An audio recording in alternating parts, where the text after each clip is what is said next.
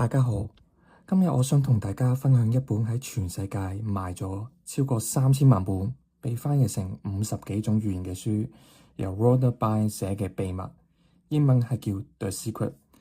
呢本書講嘅係一個好簡單，但係一個好有爭議嘅概念，就係你嘅諗法會塑造你嘅人生。書入面叫佢做吸引力法則 （Law of Attraction）。不過喺講呢個法則之前，我諗先同大家講下作者本身嘅故事，因為呢本書其實係喺佢人生最低潮嗰陣時諗出嚟嘅。作者係一個澳洲人，1951年喺墨爾本出世。佢原本唔係乜嘢心靈導師嚟嘅，佢只係一個做電視同做電台嘅監製同編劇。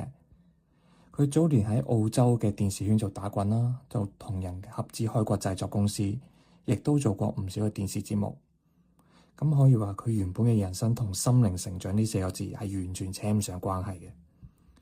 咁轉捩點其實係喺2004年，咁嗰年佢爸爸因為突然間就過咗身啦，咁加埋佢工作同埋財務上都出咗事，咁令到佢跌咗落人生嘅低谷入邊，情緒又好差，亦都有抑鬱。就係呢個時候，佢個女見到媽咪咁辛苦，就俾咗一本舊書去睇，而呢一本書係1910年出版，由 Wallace Wattles 寫嘅《The Science of Getting Rich》發財的科學。咁作者本身就自己形容佢一頁一頁咁睇呢本書，眼淚就係咁跌落呢本書上邊。佢話呢一刻好似個心入邊着咗一團火。呢本舊書俾咗一個啟示，就係原來歷史上好多成功嘅人啦，好多宗教同哲學背後都好似有同一個秘密。之後佢花咗大概2個月瘋狂咁去研究，就將呢個概念由古至今追溯翻。2006年佢出咗一套叫做《The Secret》嘅紀錄片，同年11月就出埋呢本書。咁結果呢本書就一炮而紅啦。咁佢喺紐約時報嘅暢銷榜呢，就霸咗第一位，超過200個星期嘅第一位啦。2007年1月佢上咗一個節目。2005年時候雜誌仲將佢列入全球最有影響力100人。一個本身喺低谷嘅電視監製就係咁樣變咗一個影響全球嘅暢銷作家。咁我覺得呢個背景係好重要嘅，因為佢話俾我哋知呢本書就唔係坐喺象牙塔入邊諗出嚟嘅理論，而係一個真實嘅人喺佢最痛苦嗰陣揾到一本令佢重新企起嚟嘅方法。咁大家可能好奇呢本書究竟講咩嘅呢？秘密呢本書，咁全本書嘅核心就係一句話：同類相吸。書入邊話你嘅思想係有能量嘅，你成日諗嘅嘢，無論係好定係壞，都會好似磁石咁樣吸引翻同類嘅嘢入翻你嘅人生入邊。即係話，如果你成日諗住自己幾咁窮啊，幾咁唔開心啊，幾多嘢做唔到，你就會令到更加多嘢咧，就吸引呢啲更加令你窮、令你唔開心嘅嘢。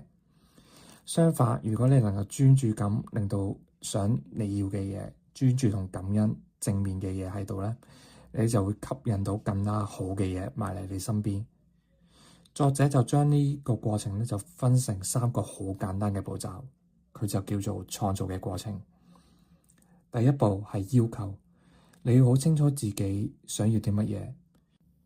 書入面話，好多人一世人都唔知自己真正想要啲乜嘢，淨係知道自己唔想要咩。所以第一樣嘢就好似落訂單咁樣，清清楚楚講出你想要嘅嘢。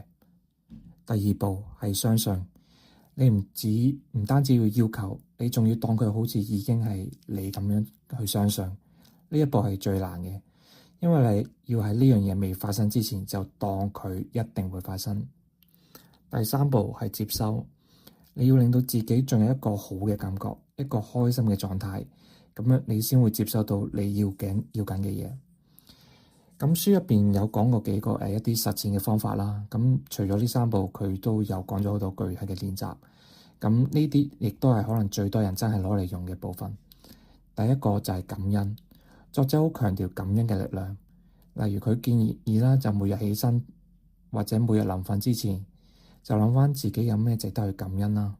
佢話：當你專注喺你已經擁有嘅嘢，而唔係你欠缺嘅嘢，你成個人嘅狀態同能量都會唔同咗。第二個係觀想，即係喺腦海入邊，你要好清楚咁想像你已經得到咗你想要嘅嘢，你要想像下嗰個畫面啦，嗰個感覺啦，越真實越好。第三個就係感覺，書入面成日講你嘅感覺就好似一個信號，話俾你知你而家係吸引緊好嘅嘢啦，定係壞嘅嘢。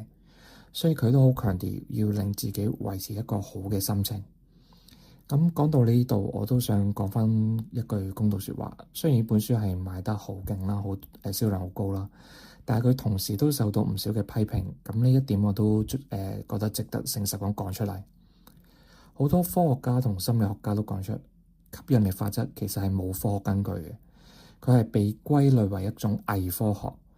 佢最大嘅問題係佢暗示只要你諗嘢夠正面就可以得到任何嘢。咁相反啦，如果一個人遇到不幸，例如病啦、失業啦、天災啦，咁係咪代表佢自己諗得唔夠好呢？係佢自己嘅錯呢？咁呢種邏輯對好多真係身處喺困難嘅人呢，其實係好唔公平，甚至係傷害到佢哋嘅。咁所以我自己嘅睇法就係呢本書唔應該當做一個保證一定發達做得到嘅公式啦，更加唔應該用嚟怪責一啲受苦嘅人。不過，我哋撇開呢個太誇張嘅承諾，我覺得呢本書都有佢值得參考嘅地方。譬如話，你專注啲咩就會放大啲咩嘅呢個諗法，其實同心理學一啲概念都幾夾。你成日留意一啲負面嘅嘢，你自然就會覺得呢個世界好灰啦。你肯練習感恩，肯將注意力擺一啲可能性度，你嘅心態同行動力的而且確係會唔同嘅。又譬如，先清楚自己想要啲咩，再相信自己做得到，然後付諸行動。如果我哋唔淨止坐喺度，而係將相信呢樣嘢變成真正嘅行動呢，咁其實呢個過程同好多成功人士嘅思維都好相似。所以我會咁樣總結：秘密最有價值，唔係話你諗下就有錢跌落嚟，而係佢提醒我哋每日嘅諗法，我哋嘅注意力放喺邊度，係會真正塑造我哋點樣睇、點樣行、點樣生存喺呢個世界入邊嘅。總括嚟講，《秘密》呢本書係由一個曾經喺人生低谷嘅澳洲電視總監寫嘅。佢係將一個古老嘅概念吸引力法則重新包裝，帶到全世界幾千萬人面前。佢核心信息係好簡單，你嘅諗法係有力量嘅，專注你想要嘅，而唔係你恐懼嘅嘢。我哋唔需要相信佢每一句說話。但如果佢可以令我哋多一份感恩，多一份對未來嘅盼望，少一啲抱怨，咁我諗呢個秘密都算係我哋一個值得思考嘅提醒。今次呢個 podcast 就到呢度，多謝大家收聽。